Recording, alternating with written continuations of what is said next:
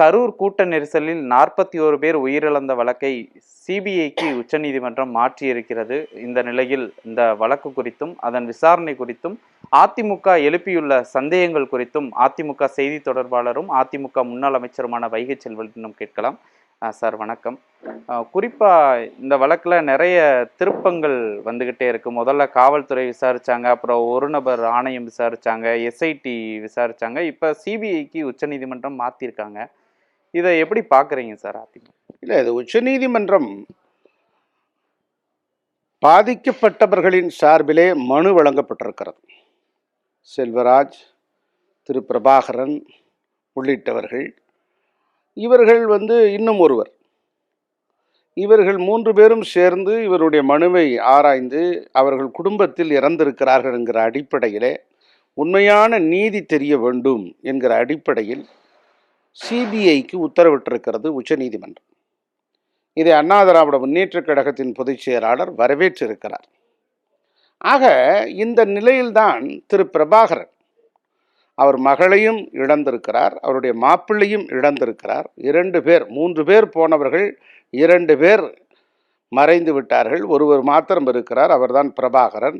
அவரையும் திராவிட முன்னேற்றக் கழகத்தை சேர்ந்த ஒன்றிய கழக செயலாளர் திரு ரகுநாதன் அவர்கள் மிரட்டி 20 லட்சம் ரூபாய் பணம் தருகிறேன், அரசு வேலை வாய்ப்புகளுக்கும் வாங்கி தருகிறோம், உங்கள் வழக்கை வாபஸ் பெற்றுக்கொள்ளுங்கள் என்று பேச்சுவார்த்தை நடத்தியிருக்கிறார்கள் அல்லது மிரட்டி இருக்கிறார்கள். ஆக இது எந்த வகையான அரசியல் என்பது வியப்பாக இருக்கிறது. ஆக பாதிக்கப்பட்டு தன்னுடைய மகளை இழந்திருக்கிறார், தன்னுடைய மருமகனை இழந்திருக்கிறார், மாப்பிள்ளையும். இப்படிப்பட்ட சூழ்நிலை இருக்கிற நேரத்தில் அவர் அரசியல் செய்வது ஆட்சியாளர்களுக்கு அழகா என்பதைத்தான் அண்ணா திராவிட முன்னேற்றக் கழகம் கேட்கிறது.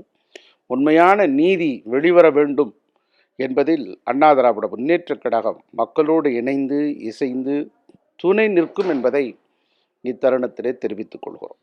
சார், குறிப்பாக இந்த வழக்கில் திமுக ஒன்றிய செயலாளர் பகிரங்கமாக தனக்கு இப்படியெல்லாம் கேட்டார்னு அவரே ஒரு வீடியோவை அதிமுக தரப்பில் வெளியிட்டிருக்காங்க. மற்ற 2 பேர் ஏற்கனவே இந்த கேஸை நாங்கள் தொடர விரும்பலை, எங்களுக்கு தெரியாமல் அவங்களே கையெழுத்து போட்டு இது பண்ணிக்கிட்டாங்க அப்படின்னு சொல்லி குற்றம் சாட்டியிருந்தாங்க. ஒருவேளை இதில் திமுகவோட பின்புலம் பெரிய அளவில் இருக்குன்றனால அப்படியெல்லாம் பண்ணுறாங்களா? இதை எப்படி எடுத்துக்கிற வேண்டியது இருக்குங்க சார்? இல்லை, இது அதாவது யார் விசாரித்தால் என்ன, உண்மை நிலை தெரிய வேண்டும் என்பதை திறந்த மனதோடு அரசாங்கம் எதிர்கொள்ள வேண்டும். ஆனால் இந்த அரசாங்கம் ஒரு நபர் கமிஷனை அமைத்தது, அதற்கு பிறகு எஸ்ஐடி என்பதை நீதிமன்றம் அறிவித்தது. ஆக இப்படிப்பட்ட நிலையிலே சிபிஐ விசாரித்தால் என்ன, உண்மை வரட்டுமே, நீதி வெல்லட்டுமே என்கிற அடிப்படையில் தமிழக அரசு திறந்த மனதோடு இதை ஏற்றிருக்க வேண்டும்.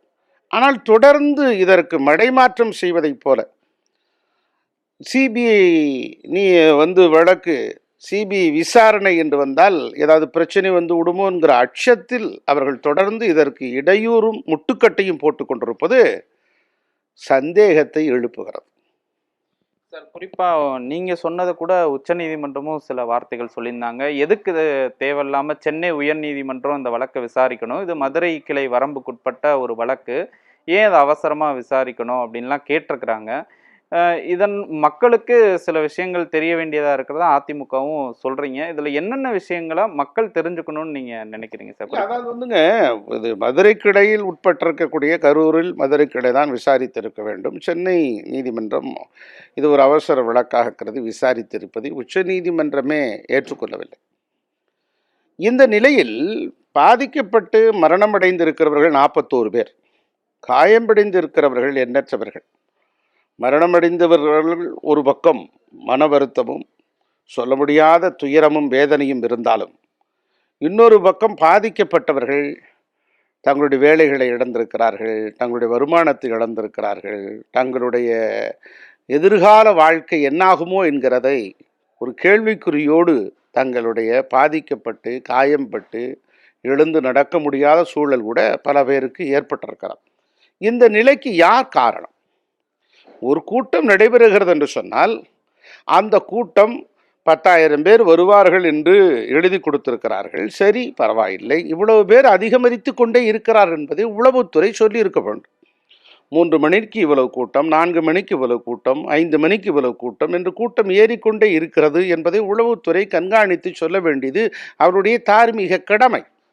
அந்த கடமையிலிருந்து தவறிவிட்டது உளவுத்துறை.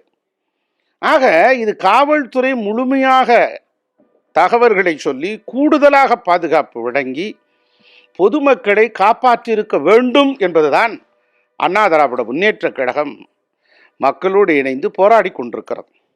மற்றபடி நடிகர் விஜய் தாமதமாக வந்தார், மற்றபடி அவர் மேல் பிழை இருக்கிறது, இப்படி பல பிரச்சனைகள் எழலாம்.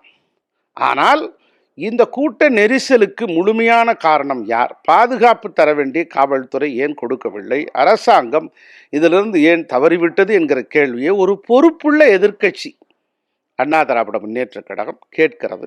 அதைத்தான் எங்கள் பொதுச் செயலாளர் எதிர்க்கட்சி தலைவர் திரு எடப்பாடியார் அவர்களும் கேட்கிறார்கள்.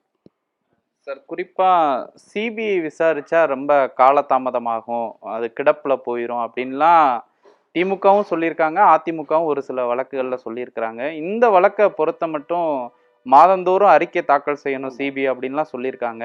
இந்த உத்தரவுகள் மூலமா இதுல விரைவான நியாயம் கிடைக்கும்னு அதிமுக நம்புறீங்க? நிச்சயமாக. அதாவது சிபிஐ பல்வேறு வழக்குகள் இருக்கிறது, காலம் தாழ்த்துவதற்கு சூழ்நிலை கூட இருக்கிறது.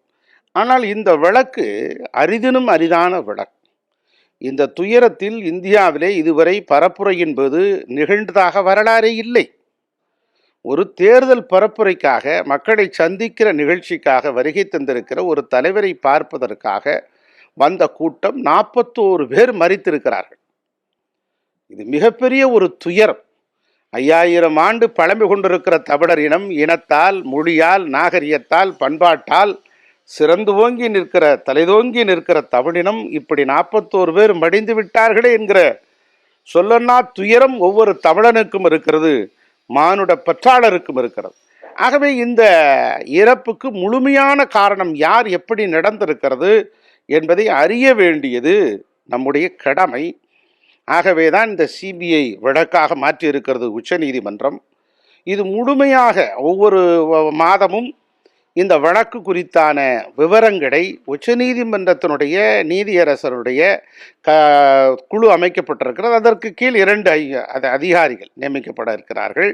அவர்களும் தமிழ்நாட்டை பூர்வீகமாக கொண்டவர்கள் அல்லாதவர்களாக இருக்க வேண்டும் என்றும் ஆணை பிறப்பித்திருக்கிறார்கள் உச்சநீதிமன்றத்தில். ஆக இதனுடைய அறிக்கை மிக விரைவிலேயே தந்து நீதியை நிலைநாட்ட வேண்டும் என்பதுதான் எங்கள் கருத்து. யார் மீது குற்றம் இருக்கலாம், அது இந்த பக்கமாக இருக்கலாம், அந்த பக்கமாக இருக்கலாம், ஆனால் உண்மை மக்களுக்கு தெரிய வேண்டும். அதுதான் எதிர்க்கட்சி என்கிற நிலையில் அண்ணா திராவிட முன்னேற்ற கழகம் கோரிக்கை வைக்கிறது. சார், குறிப்பா இந்த விவகாரத்தை பொறுத்த மட்டும் கூட்டணிக்கு வர்றதுக்காக தான், விஜய் கூட்டணிக்கு வர்றதுக்காக தான் அதிமுக பொதுச் செயலாளர் எடப்பாடி பழனிசாமி அவருக்கு ஆதரவா பேசுறாரு அப்படின்லாம் சொல்றாங்க.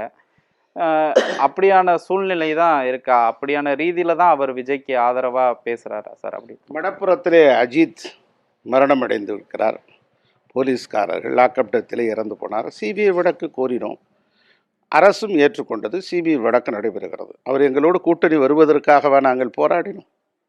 எவ்வளோ லாக்அப் டெத்து நடந்திருக்கிறது, எவ்வளோ பிரச்சனை எழுந்திருக்கிறது. அவர்களோடு நாங்கள் பரிந்து பேசினால் ஏதோ ஒரு ஆதாயத்துக்காக பேசுவது போல் அர்த்தமா? அப்படி அல்ல.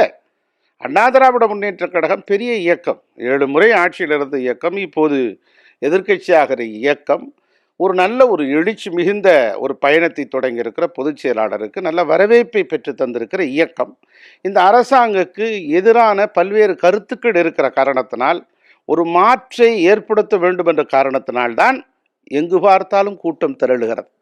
1000 ரூபாய் உதவி தொகை பெற்றவர்கள்தான், மகளிர் உரிமை தொகையை, அவருடைய பெண்களுக்கு படிப்புதவியை பெற்றவர்கள்தான், இந்த அரசாங்கத்தின் பல்வேறு உதவிகளை பெற்றவர்கள்தான் இந்த கூட்டத்துக்கு வந்திருக்கிறார், பல்வேறு கூட்டங்களுக்கு வருகிறார்கள். அப்படியானால் என்ன பொருள்? அவர்கள் எதிராக இருக்கிறார்கள் அரசுக்கு என்பதுதான் பொருள். ஆக கூட்டணி வைப்பதற்காக ஒரு எதிர்க்கட்சி பரிந்து பேச வேண்டும் என்பதல்ல, நியாயத்தை வெளிப்படுத்த வேண்டும் என்கிற அக்கறையோடு அண்ணா திராவிட முன்னேற்ற கழகம் பேசியிருக்கிறது என்பதை நீங்கள் எடுத்துக்கொள்ள வேண்டும். குறிப்பாக இந்த வழக்கை சிபிஐ விசாரணைக்கு உச்சநீதிமன்றம் மாற்றி இருப்பது முழுக்க முழுக்க இதில் நியாயம் கிடைக்க வேண்டும் என்பதற்காகத்தான் அதிமுக குரல் கொடுத்து கொண்டிருப்பதாக அந்த கட்சியினுடைய செய்தி தொடர்பாளர் வைகை செல்வன் தெரிவித்திருக்கிறார். புதிய தலைமுறைக்காக ஒளிப்பதிவாளர் லட்சுமணனுடன் மணிகண்ட பிரபு.